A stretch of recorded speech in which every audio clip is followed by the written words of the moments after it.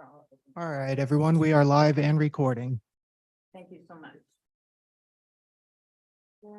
Okay. A couple people I think are going to be late. We have a couple people that are going to be panelists on our meeting, and then thank you all for being here that are in person. I appreciate it very much. I wanted to thank you for applying and volunteering to help me update the code and make recommendations to our planning commission and city council for the tree preservation code update. Been a long time running and been talked about, so I'm excited to get this started. I'm going to pass on to Councilor Perkins, and then I just want to mention too that as part of the resolution that was adopted, the mayor appointed a chair and vice chair to help staff run the meetings. So Jeff is going to be the chair for the meeting, and Kristen is going to be the vice chair for the meeting. And then I think, yeah, thank you both. And for the sake of time, we are on a very strict time limit. We're 5 minutes behind. I'm just going to pass this on to Megan. I'm gonna take 10 seconds. Thank you so much for doing this, especially during our summer months when I know so many of you have plans besides sitting in the council chambers and talking about trees. But just thank you so much for your commitment to this. I know that council is really excited about this committee and really excited to see what comes out of this committee, and just what an incredible group of stakeholders that we have in this room, from you know, real diverse and experience, and we're just really happy to see this commitment. And that's all I'm going to say, and I will pass it along to our chair. All right, thank you. Our goal, our assignment, I should say, is we need to triangulate among navigating a housing crisis, a city with valuable and old trees, a growing city. We have a municipal code and a development code that have some conflicts and some inconsistencies to them. I think really under Pauline's guidance with help from us, we'll look at ideas, listen to everybody, make sure we're considering as many of the factors as we can so that we can get to a better code, and also a plan for a review after a period of time. All the code changes seem permanent until they're not. So whatever we can do to come up with something that we think will work, implement it, and then have a plan to come back and review it with actual additional facts will, I think, really help us. In my experience, that's the best way to evolve a code that is living, not static.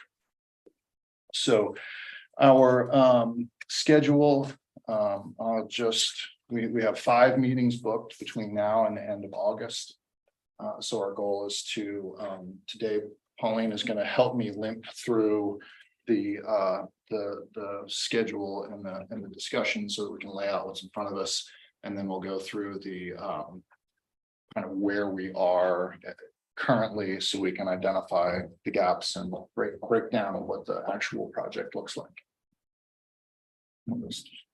Yes. We are going to have overview of the legal requirements. So Ian will be here to it was in your packet of just being on a committee and what that means. So Ian will take a couple minutes to go over that. And as Jeff mentioned, I will go over the current requirements and then talk about next steps. I don't have to go.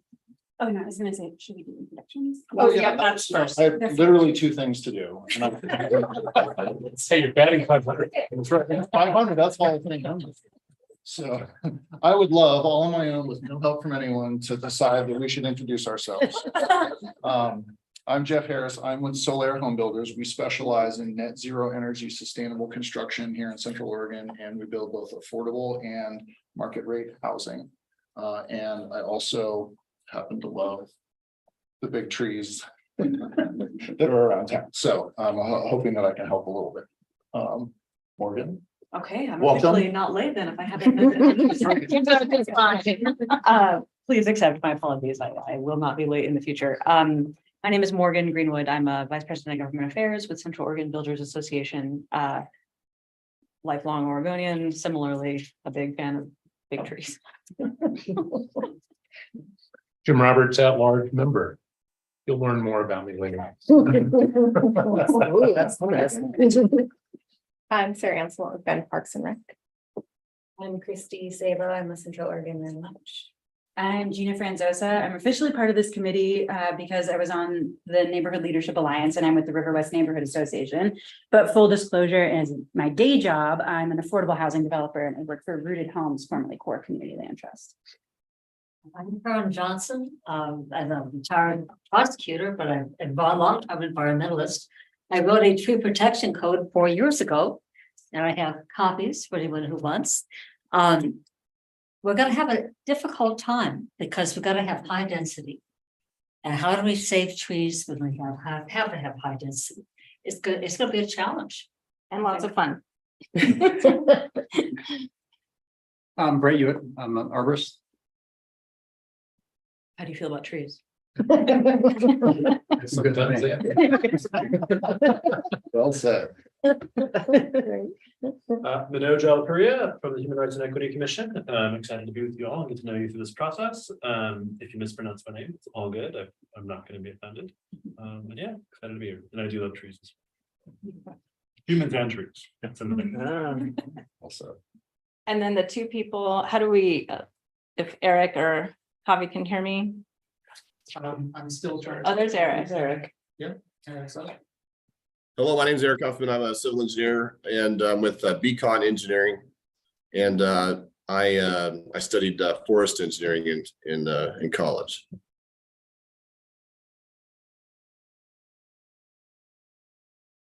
And is Javi online yet? Okay, he may not make it. He's quite sick.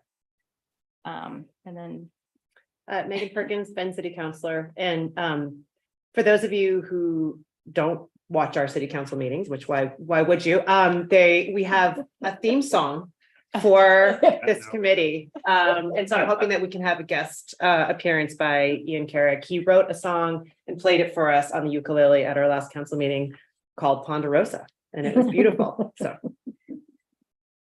And I'm Renee Brooke. I'm the planning manager for the city. So I'll be assisting Pauline and you all along this process. and I've met most of you, but I am Pauline Hardy. I'm with the planning department, and I'll be drafting the code that we eventually propose to planning commission and city council. Isaac Stats is also with the planning division providing technical support, so you'll probably Lots of help. hear from him. Okay, to stay on schedule, I'm just going to go ahead with PowerPoint. Okay.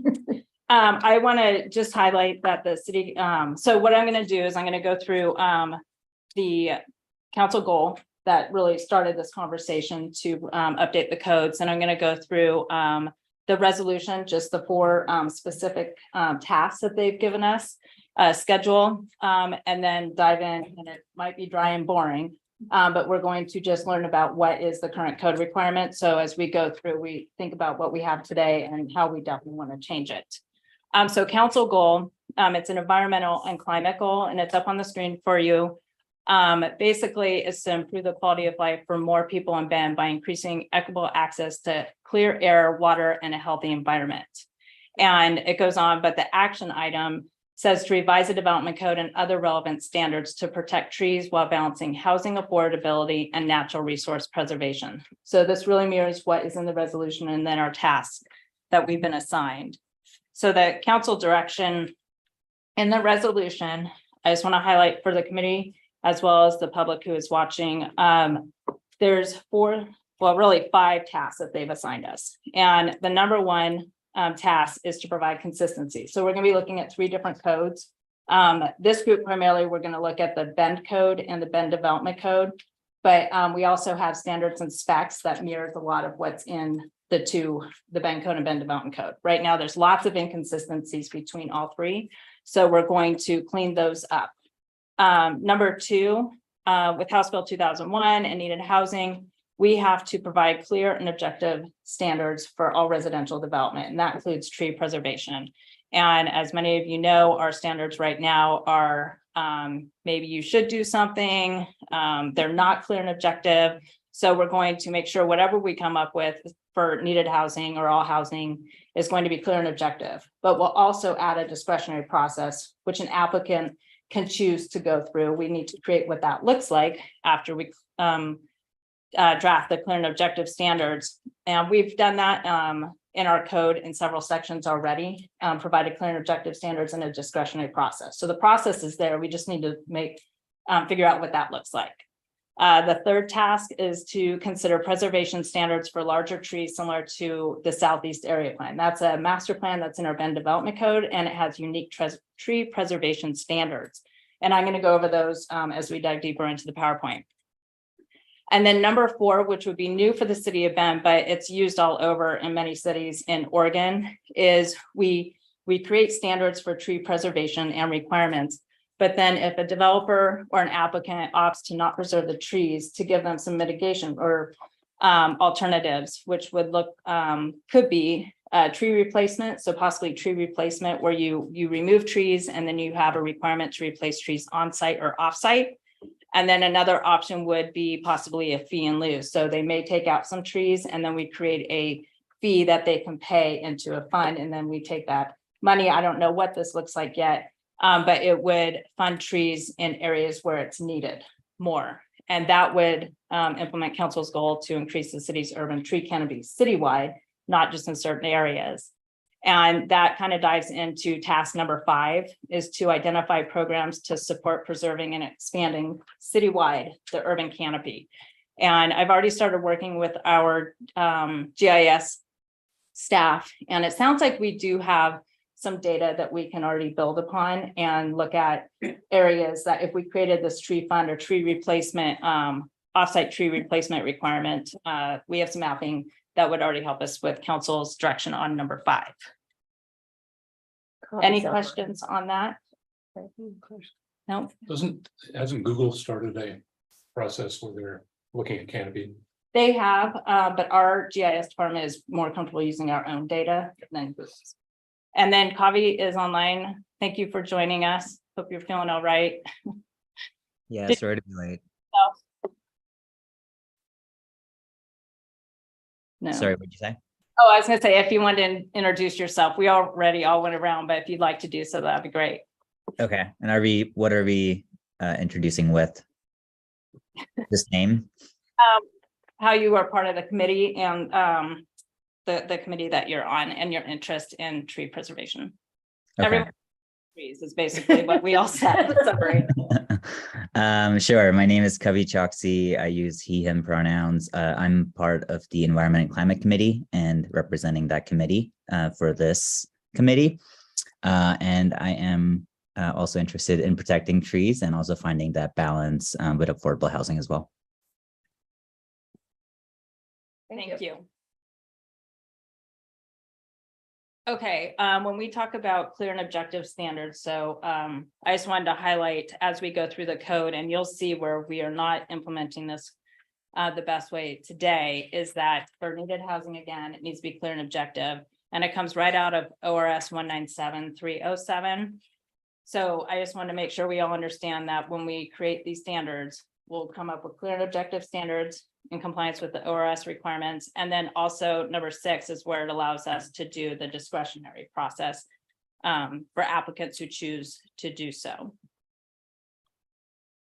And then House Bill 2001, as I was going through the standards, I realized that there's a lot of them that have different requirements in the Bend Code that only apply to single family dwelling units, and House Bill 2001 requires that all cities apply the same approval process for single family and middle housing. So middle housing is defined as duplexes, triplexes, quadplexes, and townhomes and cottage developments. So whatever process we talk about for single family detached units, we have to apply consistently with middle housing.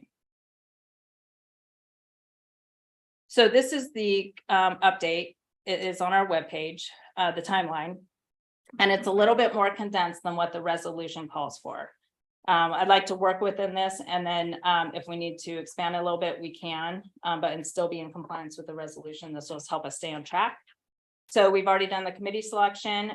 We are having our first committee meeting today. I sent out, and thank you all for doing the doodle polls. I know it's pretty tedious for our meeting today, and then we have the 2 meetings in July, August, and if we need to, we'll have a meeting in September, maybe 1 or 2 if needed. And then public outreach is tentatively scheduled for this project September, October-ish timeframe. And then we would have a planning commission work session and hearing October, November timeframe, as well as city council, a work session and public hearings November, December. The way the resolution is drafted is that this committee makes a recommendation to the planning commission in November and a recommendation to the city council no later than the end of December. So if this gets pushed out just a little bit, it would be okay. We'd still be working within the allowed timeframe in the resolution. Okay, so here's the kind of, I'm gonna go through this because I want to make sure we see where some conflicts are, where there's inconsistencies, where it's not in compliance with House Bill 2001, and this will help us. And I mean, in a sense, we're almost starting from scratch with our tree code update, but it's good to understand the problems that we have today, so we make sure we don't repeat them. So in the Bend code, the tree preservation standards reside in chapter or title 16 under tree preservation. And these are all included in your packets that were sent out. And there's two tree preservation requirements. One is for properties that are undeveloped or without land use approval, including single family residential lots, 1 acre or larger. If they're going to do any clearing or grading, then they have to follow the steps A, B, C, and D up on the screen. And this is one inconsistency right off the bat, where this code requires trees 12-inch in diameter at breast height and larger to be retained on site, where the Bend Development Code has a different size tree that we need to preserve. So we'll obviously provide consistencies there. And then 50% of the trees between 8 and 12 inches must be retained on site. Again, another conflict. And then the Bend Code talks about the retention, 50% retention of trees between the 8 and 12 must result in a tree cover pattern that is distributed throughout the site to on-site tree locations. To me, that is not clear and objective. So as you can see, as we go through this, how much cleaning up we need to do. And then number 2 talks about clearing and grading when an application actually has an approved development application, that they're subject to the standards in the development approval process. And that's when you would go to chapter 3.2 in the Bend Development Code. And then the other section I wanted to highlight was the Bend Code 161010B15. It talks about the removal of trees on single family residential lots containing 1 acre or less being exempt. So it's repetitive of the first one, but in that sentence, you see it only calls out single family residential lots. That should be single unit and middle housing. So that'll be one of our cleanups. This is the Bend Development Code, and this is the landscape conservation chapter. This is where the planners would look at applications for residential land divisions and site plan review applications and land divisions to preserve trees when they come in. This is where in the Bend Development Code, it defines significant trees as deciduous being 6 inches or larger and coniferous trees being 10 inches or larger. And I want to highlight this because our next meeting, we're going to have to talk about what tree are we looking to preserve, what kind, what diameter is going to be important for the city to preserve. So right now we're looking at 6 inches and 10 inches. Mapping and protection requirement. There is a tree protection plan that is required for development applications when they are proposing to preserve trees. And then the next standard, there are protection standards, and it's interesting under the protection standards talking about how you have to preserve the trees. It also talks about when you don't have to preserve the trees. And this is one where it basically says that if preservation is impractical and it prevents development, you can remove trees. And preventing the development of public streets, public utilities, needed housing, or land uses, if those are prevented, then they can remove the trees. And all housing, all needed housing is an option for a developer to come in and say, well, there's we're developing housing and we're putting in streets and public utilities, and it would prevent the development. So therefore, they would like to remove a lot of trees. So we need to clean this section up. And then the incentives to tree preservation. I asked the planners today if they ever use these. So basically, if a developer wants to preserve extra large trees, which is the goal of the council, they would get incentives today in reduction of setbacks up to 25%, increase lot coverage 15%, and reduce lot coverage up to 5%. Some planners say they've maybe used the setbacks up to 25%, and they kind of laughed at the lot coverage and reduced landscaping because that is not going to increase tree coverage. It's actually going to use more lot for development. So it doesn't quite provide an incentive to save trees. There's protection standards. It's very wordy in the code, so I just highlighted them up here. If you were to submit a tree protection plan, you would have to inventory the trees, show the building envelopes, protection barriers. There's some requirements that are just, it's not something you would show. It just states about the roots and injuries to trees and soil contamination prevention. One thing that I would like to see this group codify is when I try to look at applications to find the tree protection plan today, there's no standard like page that says tree protection plan. Some put it on the grading plan, some put it on the utility plan, some just call out a tree protection plan. So it's hard to find when you go into City View. So it'd be nice if it was just clear saying you must submit a tree protection plan and it shall show this. Additional protection standards. I don't know that number 2 has ever been used where an applicant can come in and say, well, I'd prefer to preserve smaller trees and get a credit. I haven't heard the planners say that they've used that in the past. And then 3 and 4 are not clear and objective. They basically just say existing trees in good health, which are located within the front yard setback or within undeveloped public right of way, shall be conserved. Whenever you see wherever practical, that is not clear and objective. I understand the intent of number 3, but again, it just reiterates how important it is to be clear and objective. Same with number 4.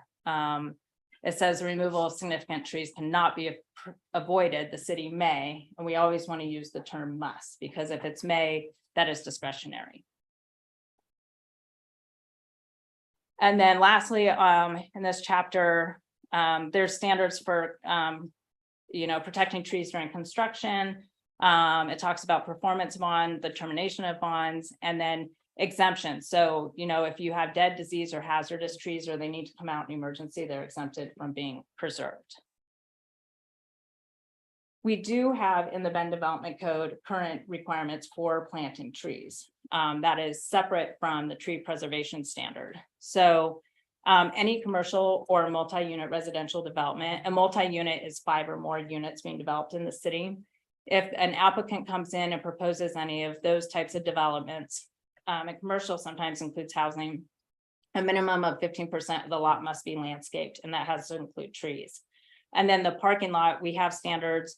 Any parking lot, minimum of 10% must be landscaped and include an evenly distributed mix of broad canopy deciduous trees. That seems a little discretionary to me, but 10% at least has to be landscaped, and that is clear and objective. And another clear and objective standard is it does require 1 tree per 8 parking spaces. And then if you have 50 spaces or more, you have to have landscape islands with trees to break that up. So we do have tree requirements for parking lots.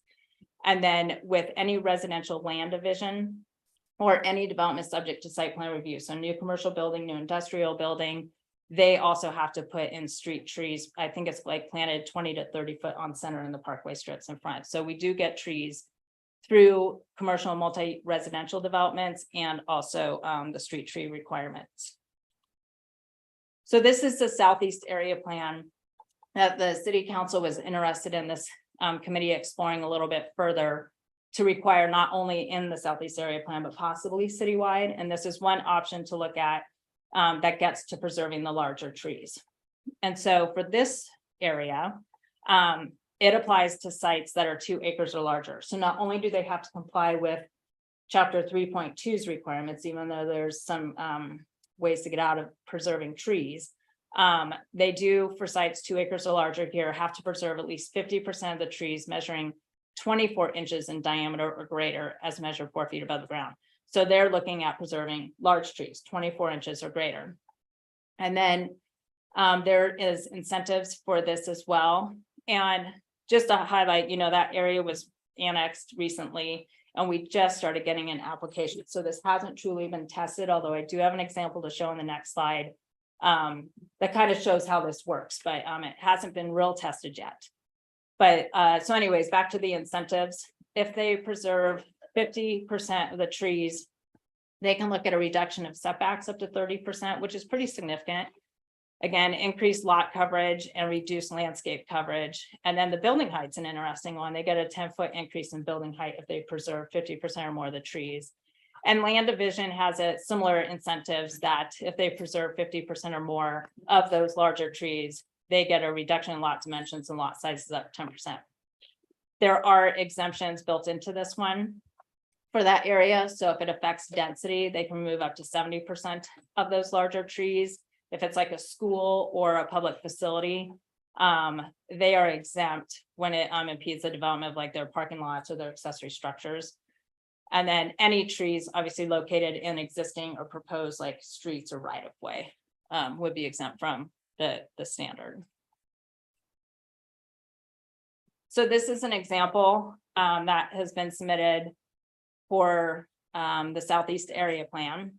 And it is a residential subdivision. So we're getting quite a few units on this 37-acre parcel. It's 108 multi-unit residential development. It also includes 181 single-unit detached dwellings, 57 townhomes, a 4-acre park, and then also additional open space of almost 1.5 acres. So you can see there's quite a bit of development going on in this perfectly square piece of property. And their tree preservation, and it complies with the Southeast Area Plan. There is actually 120 trees on this property. The red trees, as you can see up there, are proposed to be removed, and the black trees are proposed to be preserved. So of the 120 significant trees, 19 of those are 24 inches or greater. So those are the ones when you're in the Southeast Area Plan, you have to preserve an additional or 50% of those. So what they are proposing to do is preserve 20 significant trees. So that's those, I think it's what do we have, 8 and 12 inches out of chapter 3.2. And then of those 20, 10 of those are 24 inches or greater. So that meets that 50% threshold. So they're preserving 20 trees total. They're complying with the Southeast Area Plan because they're preserving 10 of the 20 that are 24 inches or greater, but they are still able to remove 100 significant trees because of that one sentence in chapter 3.2 due to streets, alleys, utilities, and needed housing. So something for this committee to consider. The goal is to preserve larger trees similar to this, but is this the exact, or, you know, there's some improvements maybe that we can look at to strengthen this.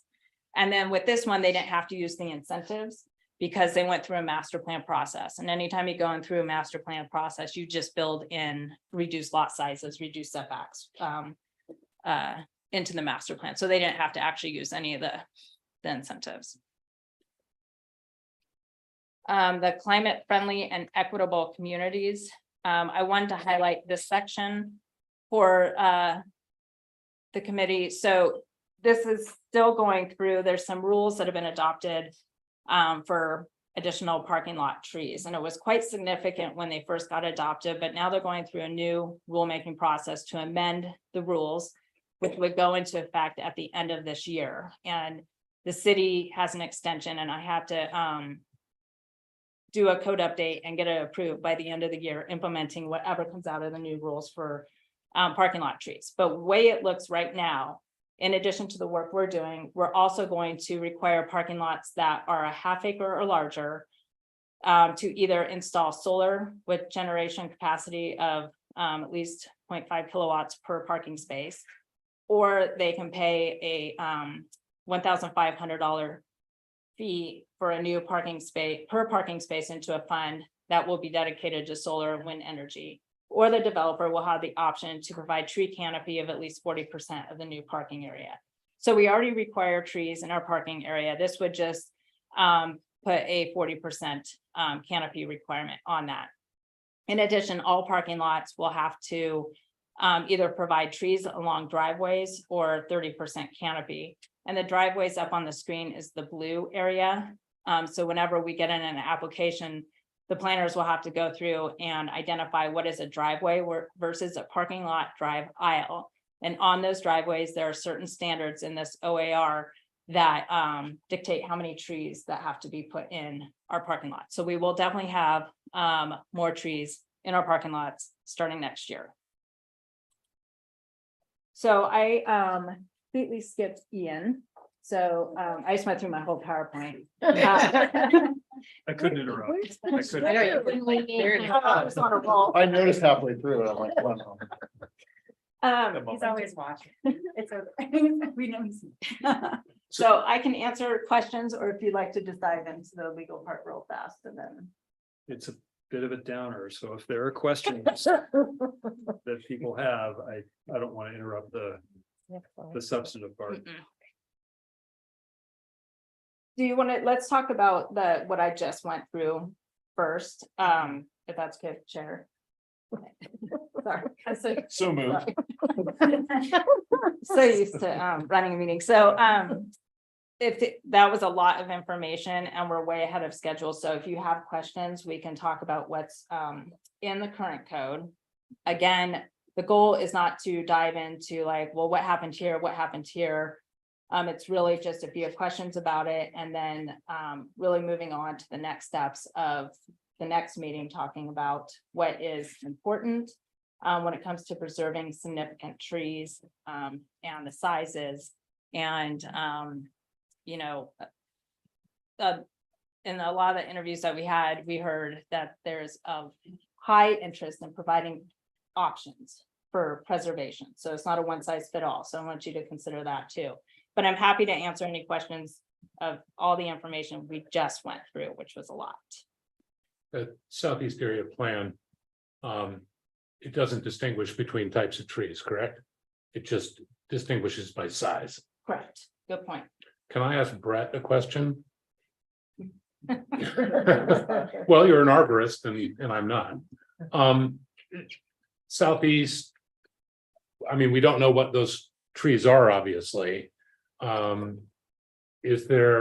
some trees more significant than others It's a great question. by species?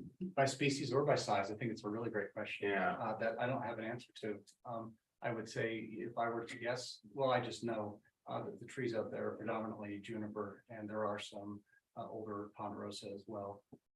But my experience has been predominantly juniper. But to answer your question, no, I wouldn't be able to kind of triage the hierarchy of desired species. I think that's kind of a unique conversation point. And I think it's something that we should probably focus on once we get through the bulk of kind of this recalibration. Yeah. Jim, I'm glad you raised that point. That was my question exactly. I guess a follow-up question, and Brad, I don't mean to put you on the spot. So if anyone else knows the answer to this question, it doesn't have to be an arborist, but is there any way can you correlate diameter at rest height with age? Well, you can get ranges, sure. And again, it's going to be dependent upon species, dependent upon site conditions.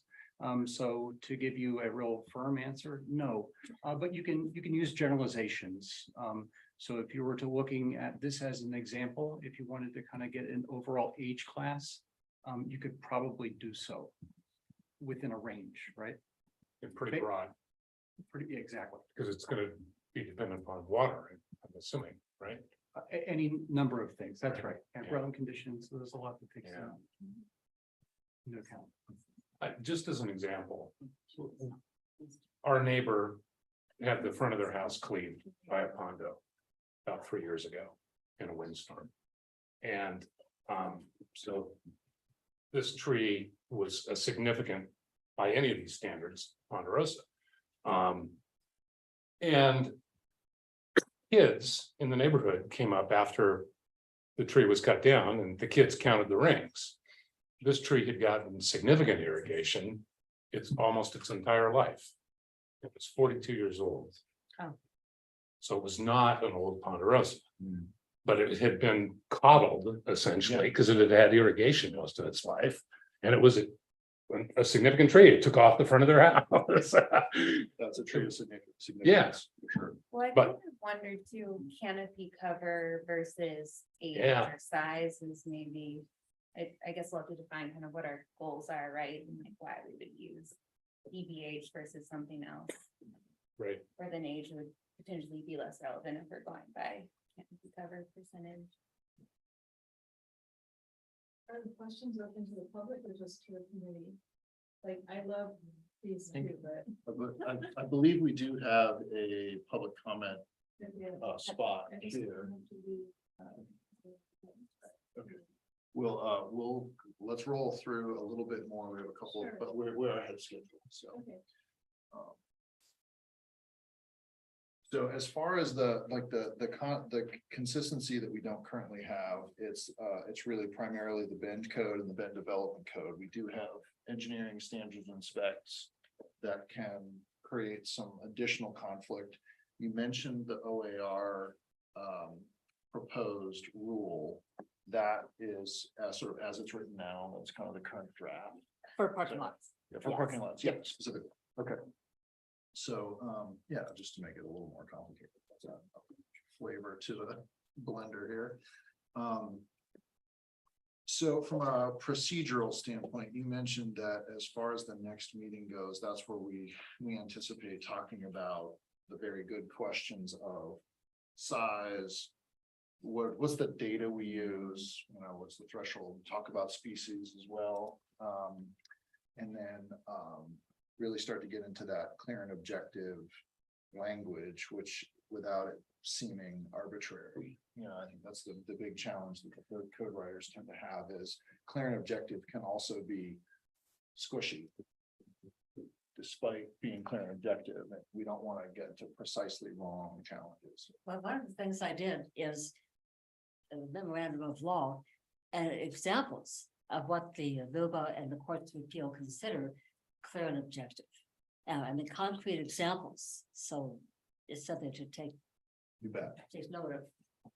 Yeah, thank you. I want to, make sure we give you time to help us understand the perspective that you brought for years to this discussion so that we can make sure that that's part of our The catching courts up. like hard numbers. Yep. Yeah, formulas and hard numbers. So as far as were there other questions related to the code summary that we got from Pauline? One thing I want to add that I didn't touch in here, with this code update, we have a list in that Bend Development Code Chapter 3.2 of street tree requirements. And we've heard from a lot of arborist developers that list is either a lot of trees on there really aren't the best street trees. We've heard from the public when they get certain street trees that they aren't the best. And that there's a lot of other trees that could be added to it. So I've been working with a different our utility department, and they routed it off to a lot of arborists in town, and I've gotten feedback from them on the street tree list. And so we're going to include an update with this, amending that list, and as well as we're going to pull it out of the Bend Development Code. So that way, if we realize one of the trees is not the best fit, or there's another tree that should be added, it doesn't trigger a process to go through to amend the Bend Development Code. It will just be a separate document and easier to amend. And there'll be more flexibility in it because it'll include a much larger variety of trees. So I just wanted to highlight that that'll be part of this update too. Pauline, sorry, Chair. I would like to recognize. That street tree list, just to be clear, that is the approval list for replacement trees and also for parking lot trees as well. Well, we don't have a replacement in the code right now. So it could be a replacement, but these are specifically for street trees, and then they would be used for the new climate friendly parking lot trees. Yeah.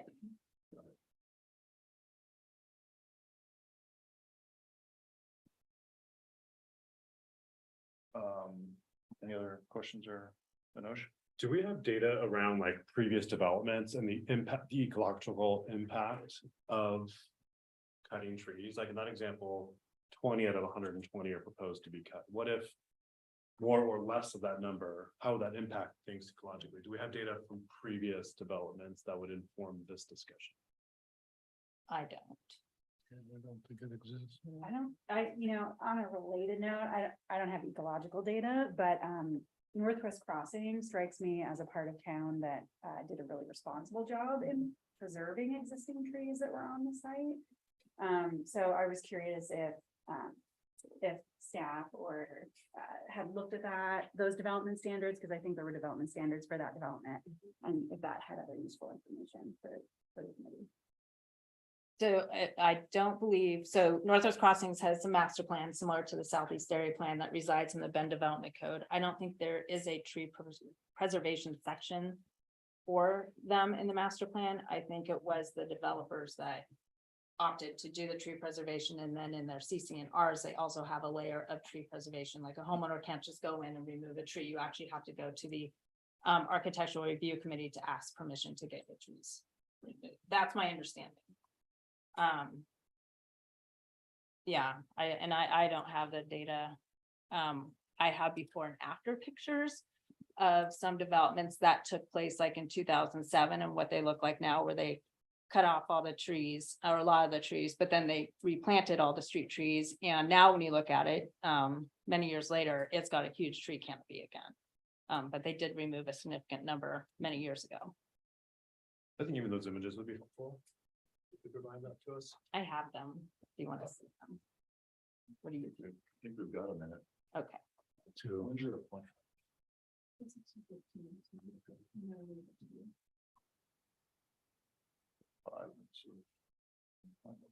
Yeah, I got them right here, but if you want to go. No, please go. Okay. Okay, well, I think we have time. It's our first meeting. So. Okay. Or actually, well, I am hide them. That'd be fine. Okay. Well, so I'm gonna go out of order for a second and offer a quick public comment moment. I think we typically go with 3 minutes, but I'm not gonna start my watch.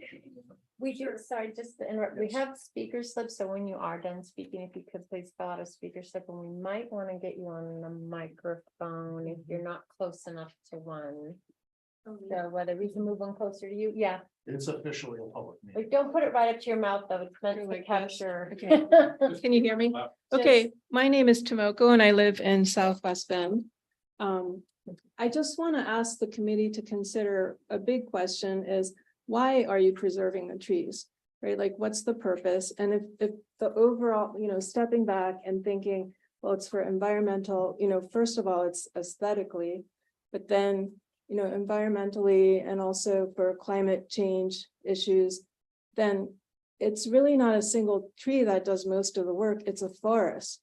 And so there's soil underneath the forest that has so much ecology. There's like life that is pulling the trees to do the photosynthesis, to draw carbon into the ground.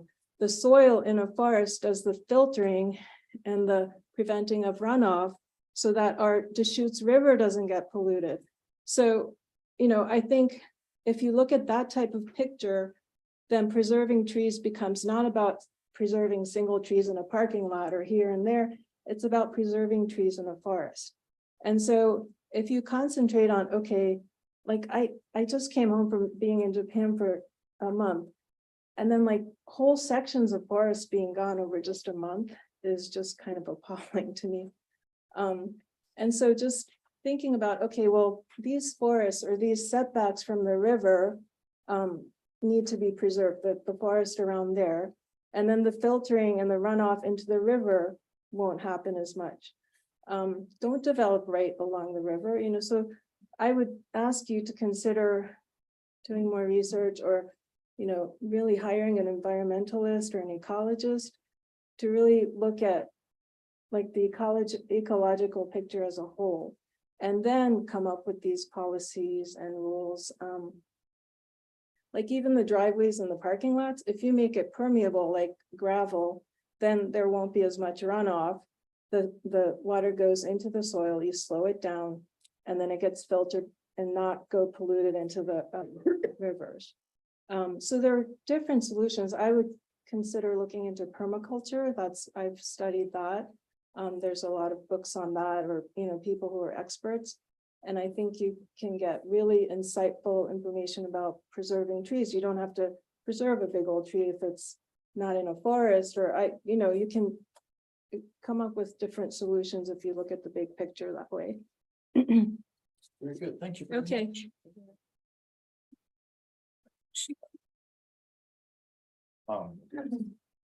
Should we? Yeah, sorry. Yeah, I realize there's some other folks here who might also want to speak, so we will come back to the public comment. And it's completely fine to get through that now. The public probably doesn't really want to sit here and listen to the lawyers, so it's fine to keep it going. I also want to say I appreciate you. Oh, yes, thank you. Thank you for taking the time to come. We appreciate your input. Are there other folks here who would like to speak with the public comment period before we go back to committee time? There was a question earlier. I'm Robert Anderson, involved with a called Safe and Green Space. Thank you. I'm not sure what this is. Microphone. Okay. So people on the.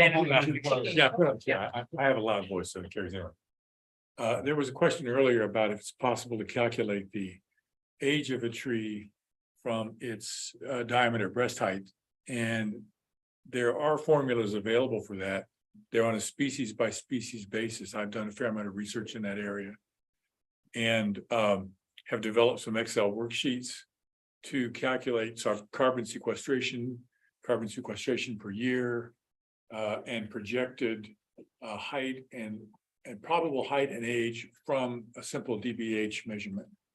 And these are based on some forestry research in the Pacific Northwest, out of Portland.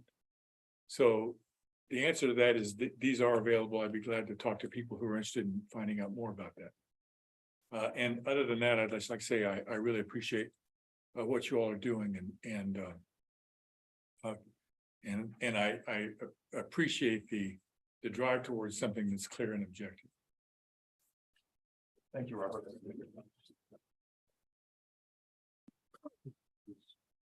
You had something you wanted to share, would that be to you? Oh, yeah. Okay, if you do have materials you would like the committee to have, Pauline's email address, you can send it to Pauline and she'll make sure we have it. I appreciate it. Thank you. Is there another guest who would like to speak? Sir? Address the question over here about the value of different trees by species. Thank you. I'm sorry, your name? Rick Martinson. I'm a PhD ecophysiologist, plant ecophysiologist, with Oregon State, and various other organizations around. That's a really interesting question. That's something that concerns me about the city of Bend. I worked with Bill Friedman back in early 2000s on the existing tree code. And something that he and I discussed, and something that's come up since then, is the value of specific species. So with the tree canopy cover, there's two separate issues. There's a tree canopy cover and heat island effects and all that sort of thing in an urban environment. But there's also the value with the juniper and the ponderosas in the city of Bend. From a carbon sequestration, carbon capture and storage, those large trees are immensely important. The replacement trees within urban environments don't have nearly the value, ecological value, carbon sequestration value, anything as our existing forests. So when you're considering tree replacements, it's really, you're measuring apples and oranges. You're not looking at the same issue. You're not looking at the ecological value of the existing forests and the large mature trees. And that's something that the city planners have been arguing for years, that even though we remove trees, our urban density of trees actually increases because of street tree requirements. That's not an equal exchange. You can't do that measurement. That's something that just sits with me. I also was a landscaper in the city for the last 20 some odd years, and familiar with street trees and codes and construction and all that. And that's an issue. And part of the reason that ponderosa fell down on your neighbor's house was that it had been overwatered for the last 40 years. It grew really fast, but the root system was so incredibly shallow that it came down in a windstorm. most of our native trees that aren't in those managed systems have a completely different growth pattern, and that probably wouldn't have been an issue. Something to consider. It's not just that a big tree fell down, it's that the management of that big tree created a hazardous condition. But can I ask you a question related to that? Sure. Wouldn't that be true of most of the developed area in Bend? Not necessarily. If the trees are existing, they won't have had that management for the last 40 years. For example, back in 2002, we did the landscape of the Safeway over on Century Drive. And Bob Dietz, the developer there, wanted to retain as many of the ponderosas on site as we could. And those trees have been existing. That was a ponderosa forest before the development. And those trees have been existing. The root structure in those is incredibly deep. We capture all the stormwater coming off that parking lot, run it subsurface into wells around the trees. That was really a unique project back in the early 2000s. It was contrary to city code at the time, and Bill Friedman got that approved from the city council. As an example, people were up in arms about that project. And it turned out to be one of the flagship projects for the city. It's really interesting, but This is really helpful. Thank you for coming today. I think I'm sensing, that's certainly how I feel, that have a lot to learn about that, trees are not all created equal, whether it's replacement or by species. And so one of my hopes coming into this discussion was to help make sure that we're understanding the ones that add the most value or provide the most value to our community and our environment, so that we're able to give them hopefully the best clear and objective treatment during this process. your earlier comment about the soils is absolutely correct also. With the functioning microbial populations, nutrient cycling and filtration, mycorrhizal association, bacterial communities, all that is exactly correct. I understood one of those words. Look forward to continuing to grow. For other comments from the group here. Okay, please make sure you do fill out a note so that we have a record of the comments. For those of you joining There, on Zoom. Yeah, I did want to let you know, we do have one hand raised on Zoom. Fantastic. And this is going to be Chris Madison. Chris, if you just want to go ahead and ask your question. Oh, hi. For some reason, so actually I'm on the committee, and for some reason I'm logged in as a public view. Myself along with Brett, and we're the arborists. So I just wanted to say hi and introduce myself, but also comment that there's a lot of good conversation coming in. Oh.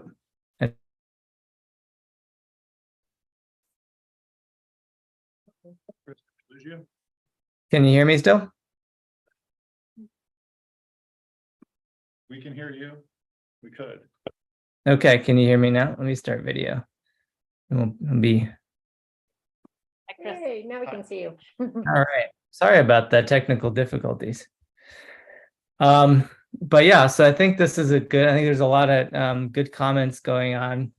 And I think the one, my 2 cents I want to add in is I think one of the public commenters, I think Tomoko, if I'm saying your name correctly, made a good discussion. And when I work with some HOAs, I work with different groups. I've tried to encourage them to go and with tree preservation and going through tree removal in an intelligent and objective way, which is one of the goals of the group. But one of the things I always mention is that I don't think tree preservation or tree codes are really made for one size fit all. I think it's got to meet the community and it's got to adjust to that. I used to live in Seattle and I've seen a bunch of municipal codes, and kind of everyone is different. But I think at the end of the day, it has to have buy-in from the community and the people around there. And with that in mind, I think no two trees are made the same either. And I think we're coming to that conclusion discussing that. So I think one of the things that we need to really consider as we go forward in this is what type of species are we planting, but also what type of species are we preserving. And looking at those things. I think the other comment was we've been talking about soils quite a bit, and a lot of the preservation is based on tree size, it's based on tree canopy, but I think it's really important that we also look downward and have some verbiage in here so that we're protecting the soils and we're making spaces where trees can grow, because quite frankly, the roots are really going to be the most important part of having long-term large trees in our community. if we do everything we can to try to preserve trees or plant trees, but we're not doing anything to create planting spaces, and all we're doing is putting a bunch of pots throughout the city, it's going to be unsuccessful long term. So that's my thoughts, and hello, everyone. Thank you, Chris. Appreciate that. Okay, so I think are we still good? All right, any additional follow-up from the committee? Based on feedback and Only to say that public comment illuminated the exact issues that I was hoping that we could have a conversation about. So Yeah. I think it's really important to just talk about not only trees that would be here pre-colonial, pre-settlement, both species and quantity, quite frankly, especially when we're talking about juniper. And then when we are talking about replacement trees, that we'll be really conscientious and very thoughtful about trees that are going to, when non-native, are going to thrive and support our current climate. while energy is on everybody's minds, we really need to be thinking about water. It's already a problem in lots of our country. We happen to be pretty close to the source here, but we're not going to have enough of it for too long. So the species and how thirsty they are, it kind of matters to me, as well as we get into this discussion further. Before and after pictures. Yeah. Okay. Boy, I'm just killing it. Takes a village. It does. Thank you. We are a committee.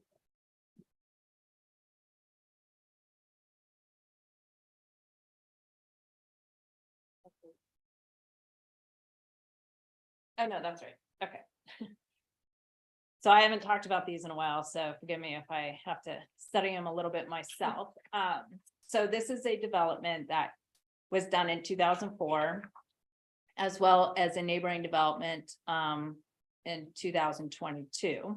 This is near Shevlin and McLean. So the yellow star points to the development that was done in 2004. And you can see they removed a significant number of trees to create the lots for the residential houses that were going to go in. And then you can see the red star in the 2004 picture is over a development that was done in 2022. So then the right picture is the 2022. You can see the red star, a majority of the trees were removed for that development, but the yellow star now represents, let's see, 18 years of growth of the trees that were planted as part of that residential subdivision. So you can see a number of trees in the canopy that has increased from 2004 to 2022. And then the next one is, oh, this is just additional pictures. So this is the 2004 development today, and you can see a significant number of large ponderosas. There are street trees in the bottom left picture on each side, as well as in the landscape islands down the center of the road. And might be a juniper. Definitely a combination of large trees that are there today, even though they removed a significant number back in 2004. And then this is the same development, the 2022 development of what it looked like. You know, and then they did remove a significant number of trees and what it looks like today on the right. This particular development did preserve in an easement along the backside a number of significant trees, and then it was required to put in the street trees because the Bend Development Code requires it. And I think it amounted, do you remember, was it like 122 street trees? It was there's a large number of street trees that were required, regardless of if they cut trees down or not. The street trees are required because it's a residential land division. This is a development that was on 15th and Reed Market of before and after. And this one, you can see that there's quite a bit of houses that were or lots that were platted. So they did need to remove a significant number of trees here to put in the dwelling units, the infrastructure, and the roads. They only preserved a couple trees that were here at the roundabout. And Three then- was preserved, 284. Maybe those are the ones I don't have more. That might be the only ones in this section. Yeah, that's all the ones I have for. Although this is another good example, just of, as we think about preserving trees. I'm just gonna show it. So this is a new development going in on Century, kind of by Safeway. We have mixed use standards that require no front setbacks. So it moves the building up to the street. And then at the time, parking was required when they applied. So they did have to obviously remove trees for parking. And then there's density requirements. And this one in particular also had slope issues. So because of the development standard requirements, the parking requirements, and the mixed use zoning requirements, they did have to remove a number of trees on the site to comply with the Bend Development Code and the zoning and the intent of urban density with this particular zone. So it's, a little bit different, my opinion, than just your standard residential zone. This is trying to get in high density and mixed use on small lots. All right, and is the upper right, is that the tree inventory? That's the tree inventory. And then this is showing the parking underneath the building as well as the parking lot in order to have met parking requirements at the time. And also get units.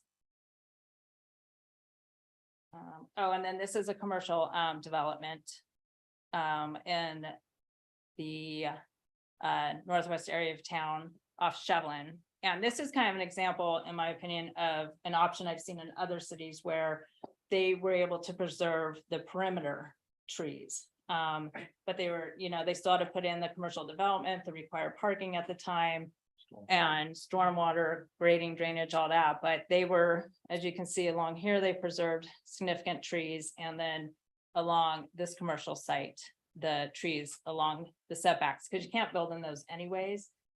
So that could be an option for this committee to consider, is the preservation of significant trees along the perimeter of developments.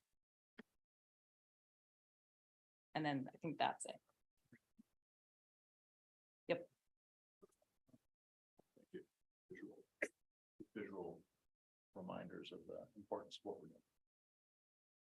Let's see. Anything else before we let Ian bring the room down? I just have one more question. Yes, sorry, I have more questions, but do we have any data or insight from what other cities are doing, both from an ordinance perspective, also ecological impact perspective, other different cities? So thank you for bringing that up, because I was going to probably forget. So the next meeting, again, we're going to talk about what type of significant trees we want to preserve, and depending on how that goes, what are options for preservation. And I will look at examples for canopy, since Gina brought that up. The examples I've been looking at include cities from Utah, Washington, Oregon, to name a few. And what I've done is an Excel chart, which I will share with this committee, is show what they define as a significant tree, what the requirements are for preserving. Is it 30%, 40%? It is all over the board, but none of them I found so far is canopy. It's really the size of the tree and a percent for preservation. The ones that also have a replacement, I've included a column for that, so you can see what they require and then the fees that they charge if they choose to pay in lieu. So my goal is to provide you as much examples as possible. And I already have a note here to see if I can find any examples on canopy. I have to say, when I looked at Portland's got a great code when it comes to providing developers options. Is it Milwaukee? Sorry, McMinnville, I think it is, and I could be wrong. One of them, it does canopy. It gets so complicated with the calculations that for the general public to be able to understand the code and what is being proposed in a land application might not work very well, because I think one of the goals here is to make sure it's user friendly, so that when a development application comes in, they can look at it and go, oh, okay, they are following the code. But some of them have these calculations in them that we would need. And Chris might be able to help me with this. He's got his hand up. Yeah, one of the things when I worked in Seattle that I thought they did really successfully is they had a series of one-pagers that kind of described a lot of the ins and outs of the tree code and kind of, I don't want to say they dumbed it down, but they made it a much simpler language to understand the tree code. And I thought that was one of the more successful examples I've seen of a city communicating with the public in terms of what to expect. And then I wanted to comment real quick on, as we're going through and we're trying to determine what metrics or what we're going to try to save. One of the things I think we need to do is update the city code a little bit. One of the things that we need to comment about is the diameter. Currently, the city of Bend is at 4 feet. It's 4.5 feet is really the standard. There's also methods of assessing tree diameter if it's like multi-stemmed, because what is a tree? Is a large lilac a tree? If it has multiple stems and they're all 4 inches and there's 8 of them, but they cumulatively they make the size of a significant tree, is that a tree? So putting some more detail and thought into that is going to be one, making sure it's kind of more standardized along with the what arborists or foresters would use. And then also with the urban canopy, as I mentioned before, it's an important thing to take a look at is what cities typically use as a metric to determine the health of their urban forest. But it's certainly not a one size fit all. I think back in the day, they recommended most cities have about a 45% urban canopy. They've since kind of changed those regulations because it's kind of unrealistic when you think about more desert type towns like ourselves. Somewhere around 25% mark seems like a better mix. But again, it's going to be, it has to kind of fit our community when we start thinking about these metrics. So I think it's important to take a look at what other cities are doing, but small cities and high desert environments might be a good place to look, maybe places outside of Oregon. So as we're looking at that, I think that's going to be something to keep in mind. And if any of you can think of small cities, desert environments, send me the names and I will look them up.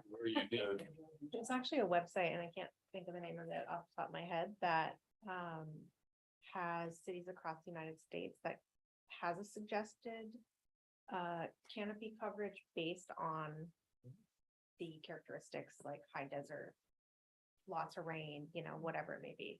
Can you find that for me? Yeah, okay. Sarah, thank you. Interesting. Yeah, I think American Forests have a website. I can't remember how many metrics they have, but I know that's one of the big websites. They track a lot of this urban canopy data. I think that's correct. Is that right, Brett? Yeah, it's there. I've got a list going as well. I think we can aggregate multiple locations to be able to fine tune it a bit more. I think it's a really great point. Excellent. Chris, good point on the quick reference guides. Pauline and the planning group have done that for some of the code changes for House Bill 2001, Senate Bill 458. And it takes it and boils it down into like a page and a half with some examples, and dummies like me can understand it there. So good call on the one pager. Did I answer your entire question? Okay. One of the things I was thinking about in preparation for this was, trying to use whatever information is available to us. We have a GIS. We know that we're going to have an acreage threshold of some sort. Right now, it's 1 acre or 2 acres, depending on Southeast Area Plan or whatever. I'll ask one of the title companies to get us a map that we can look at of what's currently within the UGB that would be impacted by this, so that we can look at it aerial and really try to get an idea of what our opportunity is to preserve the right kinds of trees, whatever we decide on, so that we're not just throwing darts at it and then we create something that is precisely wrong versus our goals. And I'm Chris with the how you define things, like a multi-trunk tree, or is it a lilac bush? I've already looked at other cities, and as with any code update that people have worked with me on, we always look at definitions. I already have a list going of definitions I've grabbed from other cities to, at least start the conversation of what is a multi-trunk. And I think I might already have one, and then we can review it and then improve upon it. Possibly public comments. I have a question. I came a little bit, I don't know how. We did have a little bit of a detour into public commentary, so I can reopen that. It's not a formal public hearing, so we can go in and out of that just fine.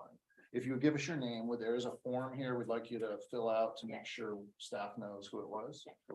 So let us know who you are and share with us your thoughts, please. My name is Catherine Miller. And I missed a lot of the earlier discussion, so I wasn't sure if there was any consideration or conversation about including code for the felling like the decision process for felled trees. So if a tree is removed, was there consideration on how that would be processed or anything like that? So not just like, I'm all for the preservation of trees, but if they are removed, have we considered how that might be regulated? Do you mean the use of the tree after it's felled, or how, like the decision process on whether it's okay to take one down? More so like on the processing of it. So like, will the landowner sell it to like a local miller, or is there like a process for determining the what's going to be done with it once it's taken down? We can certainly make a note of that. One of our high level filters has to be that it has to be clear and objective, and it can't be in conflict with some of the state statutes with regard to advancing housing, but also preserving the natural environment. So I think that's a list, something we can add to the list. Chris, Yeah, on that, and I think this is a bigger question in general, and this might not be the meeting to discuss it, but I see one of the big holes for and again, I think it all comes down to what are we trying to accomplish with this code, and what do we want to handle. So you just asked a question about tree removal, and one of the big challenges I see for the city of Bend, especially if they're trying to manage their urban tree canopy, is the fact that tree removal codes are it's like a big mosaic right now. A lot of the HOAs control the management of their trees. And that's going to be a challenge when you're trying to talk about the urban forest as a greater, bigger thing, because now instead of having a city manage it, now you're having multiple different parties. And you can imagine how challenging that might be if you think about utilities, roadwork, anything else where the HOAs had control of that process. It becomes very convoluted. So that's one of the challenges that I see the city of Bend has. I'm not sure if we can find a solution there, or if that's something we want to do. And then another thing I would love to address at some point, and again, don't know if this is the meeting, but the process right now for a lot of those places and the wording that the city of Bend has is, a qualified professional or a certified arborist. Kind of like, I think it was Pauline who mentioned, instead of using the words may, maybe we should have a must, because if you can use, a qualified professional who's happy to take that tree down for you and say that that tree is diseased and a hazard, versus, let's say, a qualified tree risk assessor, because there is a standardized process that we use, as a certified arborist to take a look at tree risk. The city of Seattle, for example, they have a significant tree threshold at 30. If it's 30 inches or larger, that needs to be a high risk tree in order to take it down, because they want to preserve those trees. They recognize that trees can be in danger. There's no such thing as having a tree with zero risk, but there is an objective process that is used to determine the risk of a tree. Right now, there's no room there's no place in the code that has that. A lot of HOAs don't even have that. When I do speak to HOAs and we started working with them about their trees, that's always something I bang on the drum for. And so I think that's something to consider as we're going forward as well. There's probably no limit to how deep we can go, but thank you for adding that to our thought process. Okay. Any other comments or follow-up before we go to Ian? We do have one more person online. Okay. And Sherry, if you want to go ahead and introduce yourself.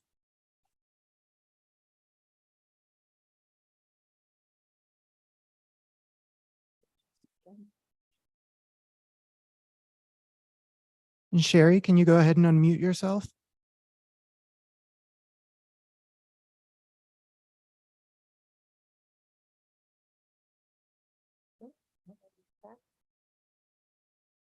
We'll come back if Sherry pops in, we'll divert.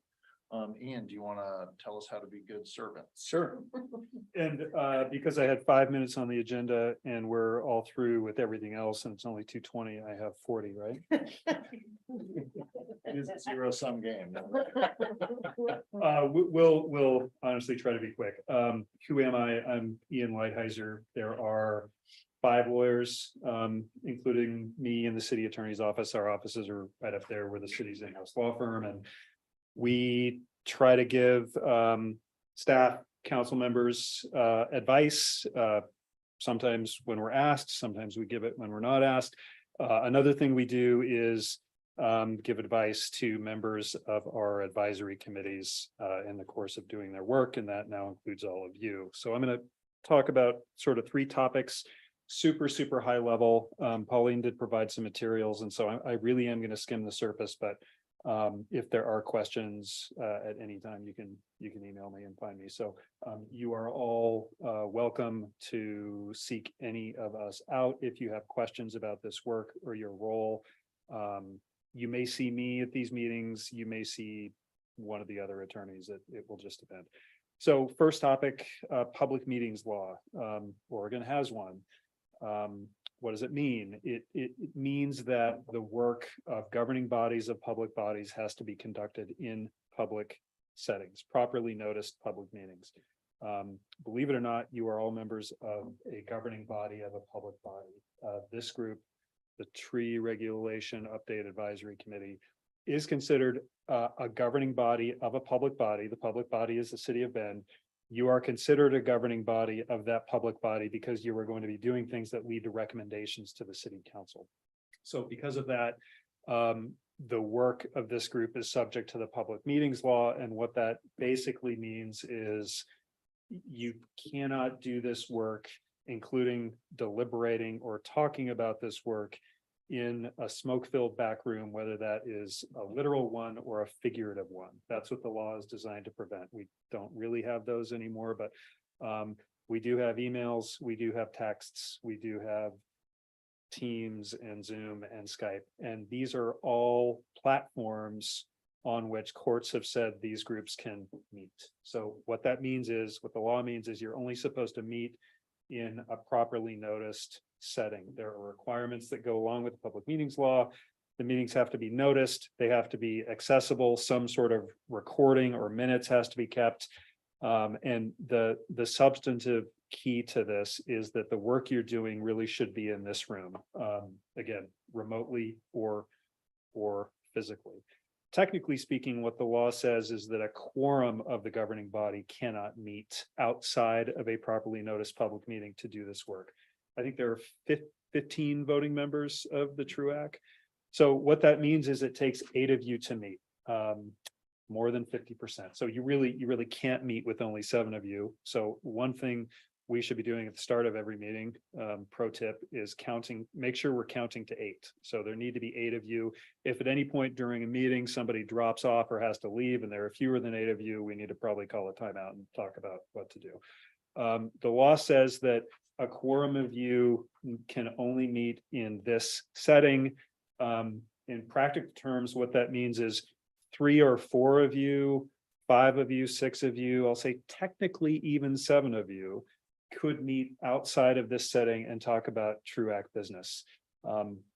Technically speaking, if 7 of you are across the street having beers at McMenamins talking about an upcoming TRUAC meeting, that may not be a violation of the public meetings law. I wouldn't recommend it. I would keep your outside discussions of this topic or this work, you know, the meeting we're having, an upcoming meeting, what you want to see, how you want to go about this work. If 2 or 3, I'm not going to say 4, if a handful of you want to meet outside on a call in person, however, and talk about this work, that's okay. But as that number starts creeping towards a quorum, which is 8, I would get nervous. I would discourage more than a handful of you from talking about this outside of a public meeting, just because I think it's bad form and maybe sends bad messages.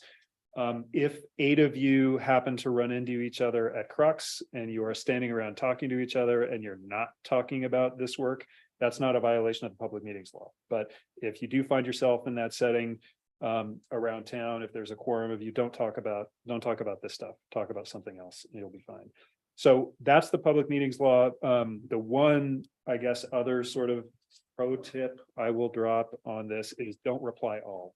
Pauline is going to send you emails regularly. Don't reply all. If you come across something in your other life, wow, this would be really great for the committee to consider. I found this great tree code, or here's a really interesting idea of an incentive, or here's this article. Send it to Pauline and Pauline can distribute it to the group. The courts have said that an email or even serial emails that either at the outset or eventually involve a quorum, that magic number, all of a sudden you've got an inadvertent electronic virtual meeting and you may have a public meetings problem. So an easy way to avoid that is don't send emails to the group. Consider Pauline kind of the hub and you're all spokes. And if you have thoughts or questions, direct them to Pauline. She can email the group and that is not a problem. If any of you email a group or participate in like a committee-wide email, we could have issues. So just be conscious of that. Any questions about public meetings? Okay, again, super high level. Public records, next topic. So because you are doing the public's business, any material that you generate is probably going to be considered a public record. That's not a bad thing. Public records are fine, but they come with retention and disclosure obligations. The disclosure obligations really aren't a big deal. The retention obligations are things that people don't think about. If any of you are taking notes, you're probably creating a public record that comes with the retention obligation. You need to keep them. And they are subject to disclosure to almost anybody who asks for them. There are a very limited number of reasons why a public body can not disclose something that a requester is seeking. The requester can be somebody in Tallahassee, Florida, who's never heard of Ben. They don't have to have any connection to this work or this community. They're treated the same as anyone else. They can ask for public records. Those can be written notes, sound recordings, emails. I'll get to your question in just a second, Chris. The medium by which the record is created does not matter. I'm guessing most of you have cell phones.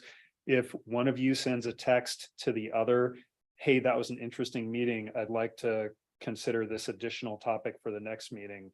I want to think about A, B, and C. Will you run that by Pauline? And the other person says, yes, I'll run it by Pauline.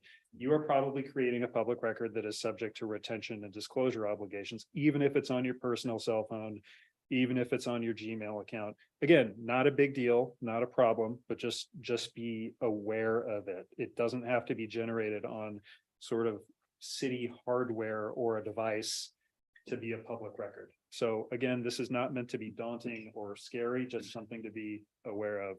Chris, was there a question? Yeah, on that note, it should we like hand in our notes after the meetings, or what should we do with all this public record information that we have? So one of the easiest way to deal with public records issues and obligations is to not create them. Like none of you really have any obligations to create records. To the extent you do, if they're emails, you can forward them to Pauline, sorry, Pauline, and she can keep track of them. If they're just things you want to hang on to and not forward them to Pauline, I think that's fine too. Just hang on to them and be cognizant that if somebody shows up 6 months from now and says, hey, Chris, I think you had some emails on this topic and they're public records that I want them. I mean, they'd come to the city and then we'd ask you.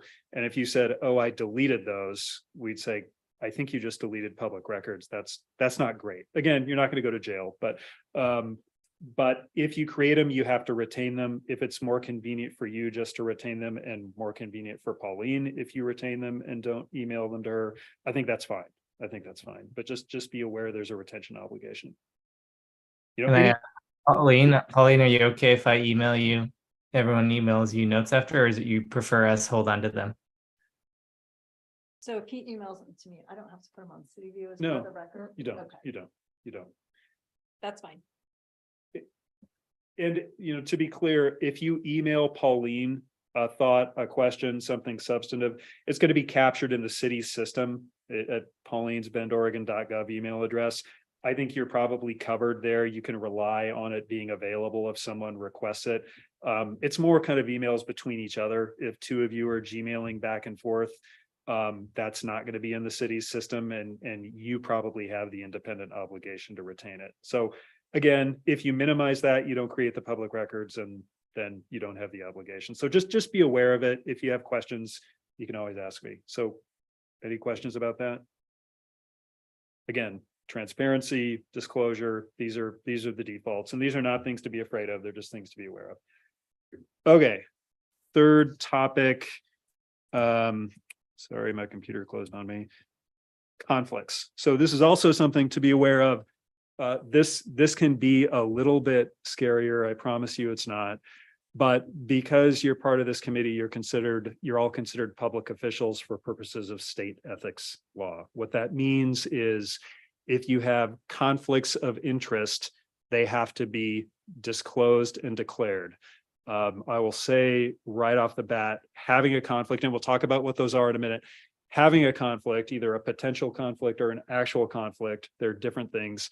Having one is not bad. Many of you are on this committee because your work is relevant to this topic. On any sort of advisory committee to local government at any level, any sort of advisory committee on this topic, you are going to have people who are on the committee because they have subject matter expertise, they're stakeholders, they sort of have skin in the game. And that's that in this group, that includes a lot of developers.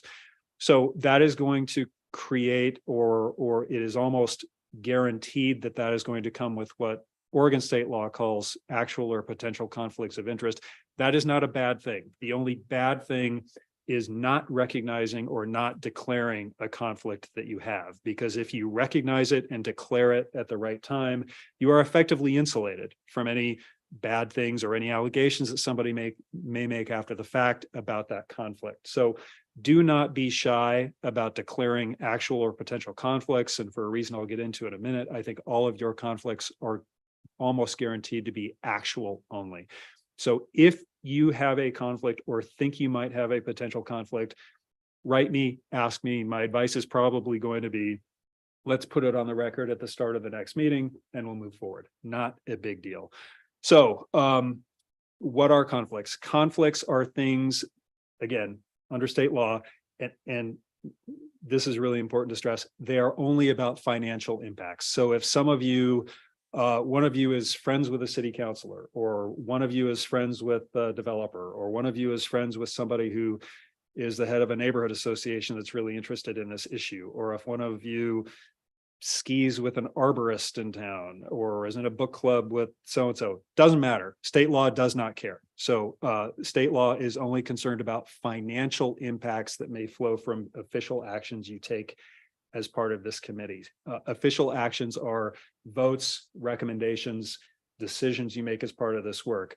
It is okay for me to talk to you about this at the end of this meeting, because at this meeting, all you're doing is getting information. You're not voting on anything. You're not sort of moving any of these ideas really towards recommendations. This meeting is about taking in information. So I didn't really see any way that you could have any actual or potential conflicts in this meeting because you're not taking any action. So that's one reason we're doing this at the end. And we let Pauline, who was on a roll, go. I didn't need to talk about this at the beginning of the meeting.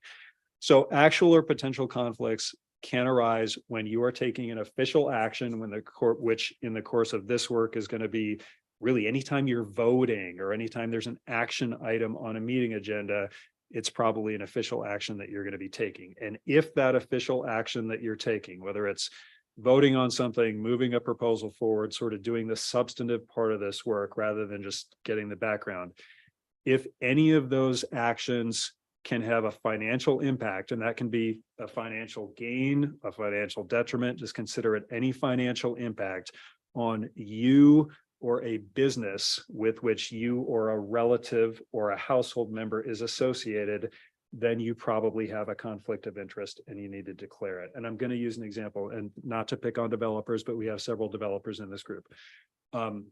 Actions that you take, votes you take, and the ultimate product of this group is probably going to have an impact on those of you in the development community. It might mean you are, or the companies you work for, are more able to develop property, less able. It's probably going to have a financial impact, I think, if we change how we do tree regulation. Even if it's a little bit speculative, it's probably going to have an impact. That means I think most of the developers on here are probably going to want to be declaring potential conflicts of interest at the outset of meetings where you're going to be taking an official action. If you have a potential conflict of interest, all you have to do is declare it, and then you continue participating in the discussion and taking the official action. A potential conflict of interest does not mean you have to step out of the room, does not mean you need to do anything less than fully participate. All you have to do is declare it, and then you can get into the mix of the discussion, you can contribute, you can ask questions, you can fully participate. and you can vote.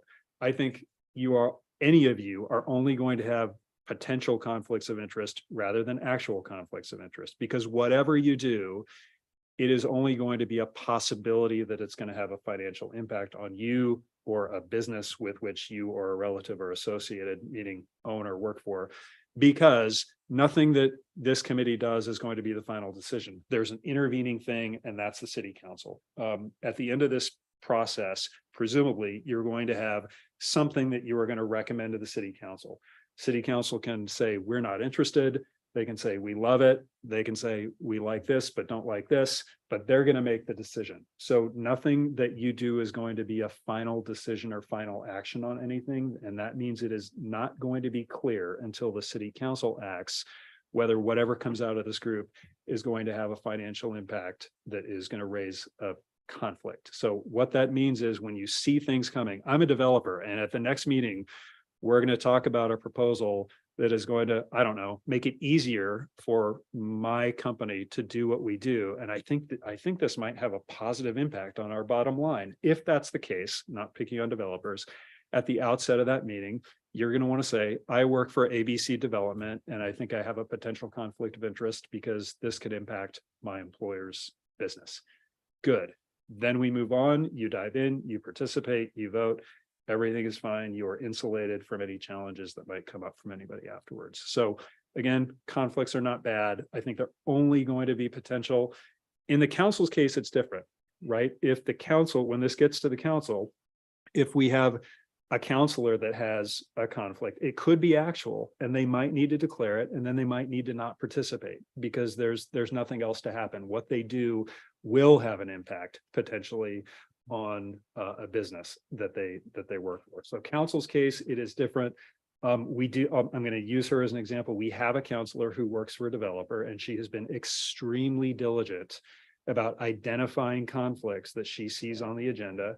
We talk. If it looks like it's an actual conflict, she will declare it before discussion ensues. And she has taken the step, which is not required by law, of actually leaving the room, going back here while the discussion and vote happens, and then she comes back afterwards. She's not required to do that. But that's because that counselor is really on top of it and wants to just be extremely transparent about these conflicts and make sure that they're happening the right way. So that's an actual conflict, and that's what you need to do. If it's an actual conflict, all of you're not in that scenario, you're making recommendations, so you can declare a potential conflict and keep going. So that's mostly it. Last topic, not really topic, but one note I'm going to make. When you are identifying conflicts or potential conflicts that might be coming up, you need to think not just about yourself, but the scope of the circle you need to consider includes your relatives too. In other words, if an official action that is coming up will have a financial impact on a relative of yours, it may be a conflict for you. I'm just going to read the statutory definition of relative because it's really broad. The spouse, parent, step-parent, child, sibling, step-sibling, son-in-law, or daughter-in-law of the public official. The parent, step-parent, child, sibling, step-sibling, son-in-law, or daughter-in-law of the spouse of the public official, or any individual for whom the public official has a legal support obligation. And then there's a little bit more. So when you are thinking about potential conflicts, sorry to say, think about your spouse's businesses, who your parents work for. If you've got a kid that's working, if you've got a brother or sister or stepbrother or sister or son or daughter-in-law, think pretty broadly as you look at upcoming agendas, because if any of those people are implicated, you may be better off declaring a potential conflict. And again, not bad. It's only bad if we miss them. Okay, that's a lot, I know. Best advice, if your spider sense is tingling, just email me. Hopefully, maybe not the morning of a meeting, but email me in advance at any time and we can work through these issues. Okay, that's it. Excellent. Thank you. Thank you, Ian. Are there any more items for the good of the order, or shall we wrap it up? Okay, our next meeting. Are there things you want to leave them with to think about in terms of not only just what is a significant tree, but also Jeff mentioned like size of properties we want? I'm just trying to think about homework and thoughts that committee members might want to take away. You might be another public comment too.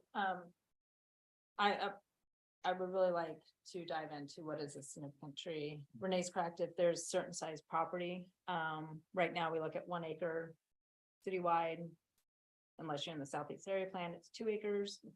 But I think the most important goal for next meeting is to really dive into what we are looking to preserve. And it would be helpful to also, if we have time, talk about what size property that looks like too. And that the council direction so far has been, this is going to apply to larger developments. So we're not looking at preserving trees. If you own a home in town or you rent a home and you want to cut a tree down, we're not going to set up a permit system for them to come in and have to remove a tree on private property. It's really new commercial, residential developments, land divisions, those type of projects that we're going to concentrate on. I have a procedural question, if we're ready for procedural questions. Let's go for it. Some of the public speakers have talked about documents, studies, reports they're going to submit. Do we have a way where anyone who submits data, suggestions of any kind can post it and then also notify us that something has come in? Well, one thing I'm going to be doing, because I think I put it on the agenda. At the end, I have already received a number of public comments regarding this project. And so we have a program called City View. And if you're not familiar with it, it's on the agenda on how you log in. It has the file number. Any public document. So like if I receive information, I will put it into the public record and I'll upload it to City View. So I would encourage all of you to continually look at this. I don't know if I'm gonna have time to email you every single time I get a document, but I can guarantee you it will reside on City View. So if you check it once every day or every couple days or before the meeting, you'll see in order as the documents come in. So it's a good And question. refer to me, my That's on there. proposal. I've got, I think, wonderful ideas. And whether to just hand them out, this is something that should be posted online because it's going through some of the committee members, right? It is on City View already. It is really? yeah. Oh, okay. With your public comment. Thank you. So you All right. can't find it on City View under And so Karen we should be Johnson's. sure public comment. anything that we have, we should sure it goes through you so that it'll be distributed. Yep. And if I do receive information that I think the committee as a whole would benefit from, should I be just emailing it or including it in the packet for the next meeting? Either or, Okay, either or. okay, thanks. Did you say you identified? Yeah. I'm Bob Gressens, live over in Shetland Commons. I'm also the new chair of the Summit West Association. I'm here as an individual, not representing any of those communities. The developments in the last 20 years, there are a good number of them that look attractive, seem to have been done responsibly, et cetera, et cetera. There are also developments, especially in the last few years, that I think is what has spurred a lot of public comment, outcry. I think it'd be very interesting to have examples or, review of what seems to be, something that Bend would like to see more of, and others that raise questions. And then I'd like to hear from the developers how developer A, doing the responsible development, was able to pencil it out. And I'd like to hear from, quote, the bad guy, explain why they were either, they thought they were required to, or it was civically responsible, even though not required, to clear cut trees. This might not be the most diplomatic thing. I was gonna say, I mean, I don't think that we want this committee to be, making that decision of who's the good guy, and who's the bad guy here. And that is the deciding to, purpose. yeah. Or maybe leave the developers out, just maybe, photographs before and after. Maybe not have it be bend. Look at Seattle, look at Portland, et cetera, because we'll have to have pun, lose the forest for the trees. If we're just looking at tree sizes and ages and everything else, we might miss the broader issue of affordable housing, low-income housing, because I know that you can pursue and have very effective pro-housing and still be pro-tree, which there seems to be a lot of confusion on that front. Thank you. Thank you very much, Bob. I appreciate that. Have you been here the whole time or did you? Okay, so you got that part of what we'll be discussing is examples of codes and other things that have been implemented successfully or some places to steer clear of based on things that haven't gone as well. So we're certainly have that in mind. And then we have Eric Huffman on the committee, who is a engineer, and he can help us understand like what it means to, because I'm no expert, about grading a property and retaining trees versus the expense of not retaining certain trees in certain locations and why. Thank you. Okay. From the committee, is there anyone with a further moment or I should say thought? Okay, good. I'm going to adjourn the meeting and we will meet again according to our schedule for meeting number 2. Which I believe is July 11th. July 11th, sound good? Well, let me let's double check that. That is correct. July- Okay. I'll be- Yep, 1 o'clock, July 11th. Yep. And I'll send the meeting packet out before that. Before we meet again, like I did this time, and I'll include that Excel chart with examples from other cities. Super. All right. Thank you, everybody, for coming. Yes, I appreciate it. Thank